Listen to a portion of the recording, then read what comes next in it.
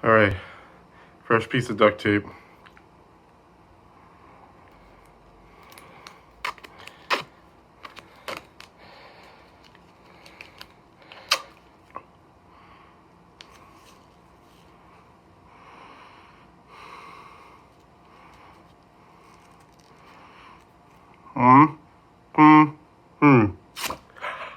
Oh, that was for 10 likes. Let's see what 20 likes looks like.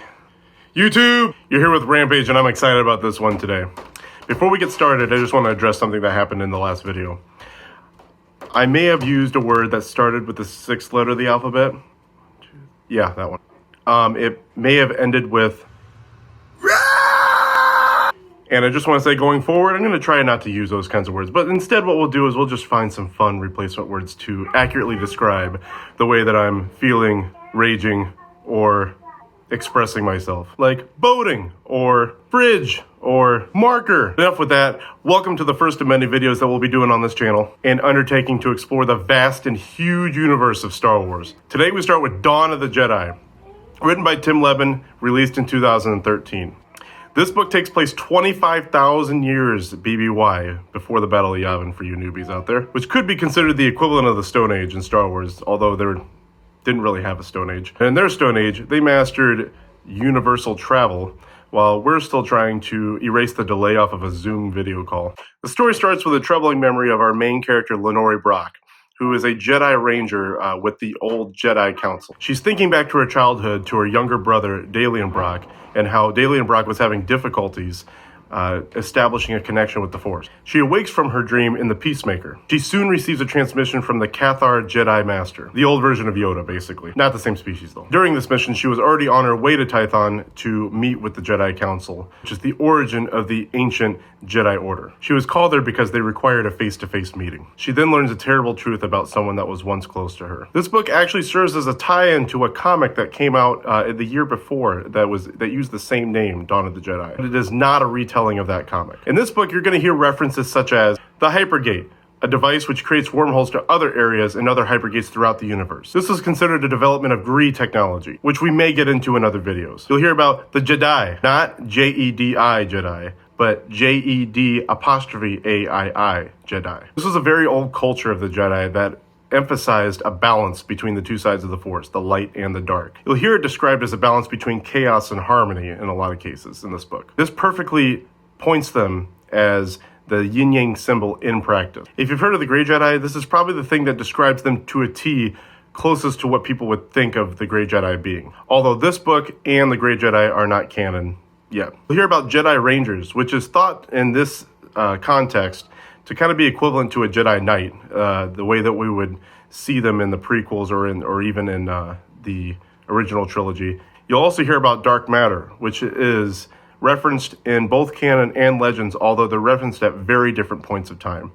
Dark matter is referenced in legends in this book, referring to matter that exists within the Tython region that was found in the deep galactic core and was responsible for twisting the hyperlanes in the Tython region, which made it difficult to travel. Although in canon, it was mentioned in the Force Awakens novelization, which was considered a part of the Empire's Project Celestial Power, which we might touch on later. Each timeline appears to treat it a little bit differently. They don't really talk about it in the same kind of context about being the same kind of substance. I don't know about you, but you have a Star Wars story that talks about ancient ninja Jedi. I guess that's what Jedi are anyway, right? Ancient ninjas. And their quest to take down someone who plans to unleash an old network of wormholes in an ancient substance called dark matter that could potentially destroy the homeworld of the Jedi Order. Sounds pretty intriguing to me. Without spilling more of the story, it's an amazing read that takes place so far out of the way of the Skywalker saga. It's a refreshing take of what life could be like for the Jedi of the old ancient Jedi Order. And it's a highly recommended book that I suggest putting on your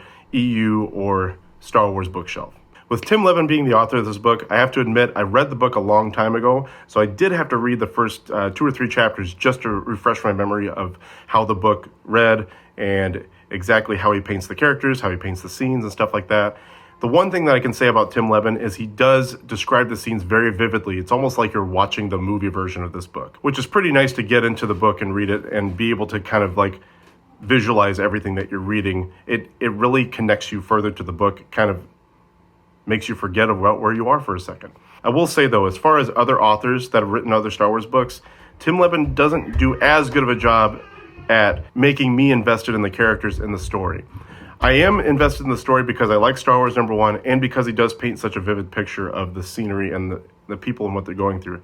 But he doesn't quite give you an accurate feeling of the gravity of the situations that the characters are in, like other authors have done. I'm not saying he doesn't do a good job of it. He does. It's just not as good as I've read with other authors. I'll have to say, in terms of the other authors, and you'll hear a lot of authors' names pop up multiple times just because a lot of the same few authors write a lot of different Star Wars books and legends, especially with the old timeline. I'm sure we'll get into other authors later. He's probably in the top two, maybe, at worst top three, but probably top two authors that I've read with Star Wars books. You can put that in your boat and sail it. Okay, we're going to stop this soon. Now, if you're interested in this read and other books that we review on this channel, make sure to check the description below because I'll always leave a link to where you can purchase this book on Amazon. So that way, if you feel like you want to get into this book, you can go straight away to buying it and get right into it. Make sure to tune in next week where we look into a species that kind of invokes the thought of a dark side user, but once you start reading the book, you'll realize it's not necessarily the case. As always, you can look in the description below for all of my social links, such as my Twitch stream, which I always stream on Tuesdays, Wednesdays, and Thursdays from about 8:30 to 11, my Twitter account where I always remain active, and my Discord where you can rage about your favorite topics in the rage! Guys, next time we're going to go for 20 likes. If we can get 20 likes in the next video, I'll high-five a stranger. Also, as always, make sure to sub the channel and turn your notifications on so you know when my channel goes live. Thanks, guys, and I'll see you next time. RAMPAGE!